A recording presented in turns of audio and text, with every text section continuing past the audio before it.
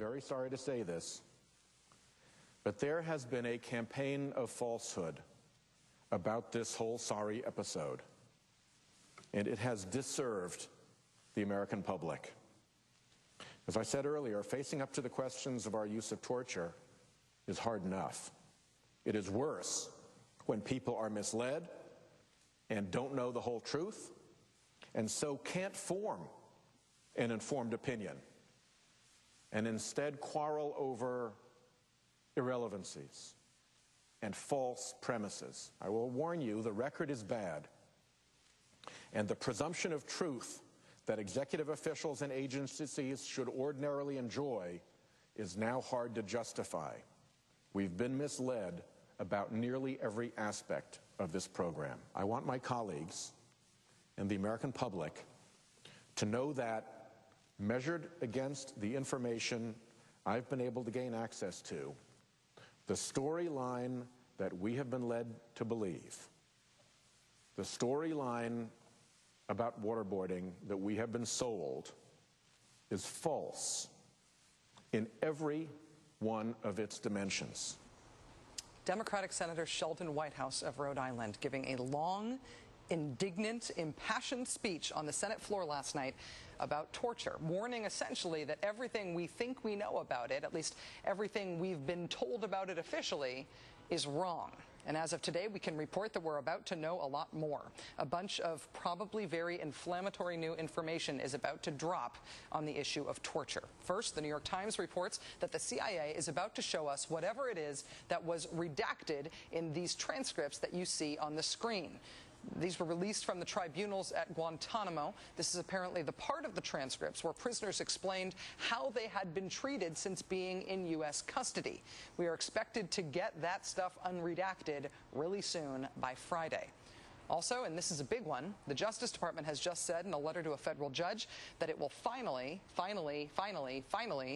release the CIA's own report on the torture program from 2004. This document, this report, is sort of the big kahuna in terms of what we have been waiting to see from the government's own files on torture. It was the Inspector General of the CIA way back in 2004 looking into what the CIA was doing in its interrogation program. And that report, which is long and has been described by people who have seen it as sickening, apparently stopped the torture program in its tracks. We are about to learn why. Here now to make sense of this is our interpreter-in-chief, Michael Isikoff, Newsweek investigative reporter and MSNBC contributor. Mike, thanks for joining us. Great to be with you. There's a lot of stuff happening and about to happen on the issue of torture right now. Which of these developments do you expect will have the biggest impact on the debate? It's hard to say because while each one of these things could provide significant new information, what we don't know is how complete the disclosures are going to be. This Friday, we're supposed to see the unredacted portions of those combatant status review hearings where the detainees described what was actually done to them. Will the unredacted portions be completely unredacted? Will they lay it all out? We don't know. More significant even than that, of course, is the IG report. There are hints, this Inspector General report in the CIA, there are footnotes, very significant footnotes in the interrogation memos that came out a couple of months ago that indicate and quote from the Inspector General's report that what was actually done went beyond what was authorized, that how waterboarding was conducted, the frequency with which it was conducted, and the manner in which it was conducted was beyond what the CIA told the Justice Department was going to do when the Justice Department authorized the technique. Now, will we see the complete unredacted report? That is the key question here, and we don't know the answer to that yet. Well, what's driving these releases? Are they being forced to release these things, or are they deciding to release these things? Nothing is really voluntary here. This is all being done in the process of Freedom of Information Act lawsuits, mainly filed by the American Civil Liberties Union. And, I have to say, a couple of months ago, just before those interrogation memos were released, I and others had said it was going to be a key test of the Obama presidency's commitment to transparency if they disclose those memos. If they did, it would open the floodgates for a lot of this to come pouring out, and we'd begin to see the full scope, the full story of the program.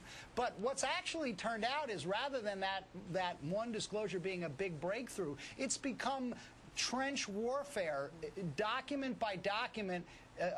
A fight goes on over it, in which the CIA and the intelligence community has pushed back hard. The other day we had this affidavit from Leon Panetta, the director of the CIA, saying that he didn't want the operational cables discussing what was actually done in the interrogations of Abu Zubaydah, for instance, because it would because it still needed to be classified, because it would provide ammunition for critics of the United States. In other words, if we saw the abuse, if the world saw the abuse, it would provide ammunition for critics of the United States to bash us. Well, that might well be the case, but is that an argument for not disclosing it? It would seem that if you were arguing on the basis of national security, that you couldn't disguise the identities of either sources or intelligence officers or something if those things are released, that's the sort of way you get around a Freedom of Information Act request. You don't get out of one by saying it'll make us look bad because we did wrong. Right, right. And look, it's clear that people in the intelligence community never wanted this stuff out to begin with. And there was a lot of criticism of the White House when it did. There are three key questions to look for when after we see how much of this gets disclosed. One, were there interrogations, harsh interrogations that began before the Justice Department legal authorizations were given?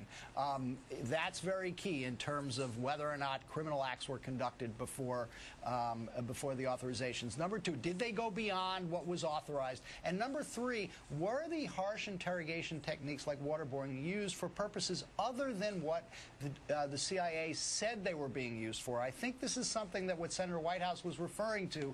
It, you know, did it go beyond just finding out about possible plots against the United States to provide other information, such as supplying possible evidence that could be used to justify the war in Iraq, information about Iraq al-Qaeda ties, which didn't really go to operational plots that were imminent against the United States. And wasn't the grounds on which any of this stuff was purportedly authorized.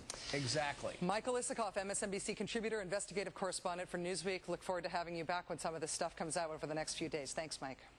Thank you.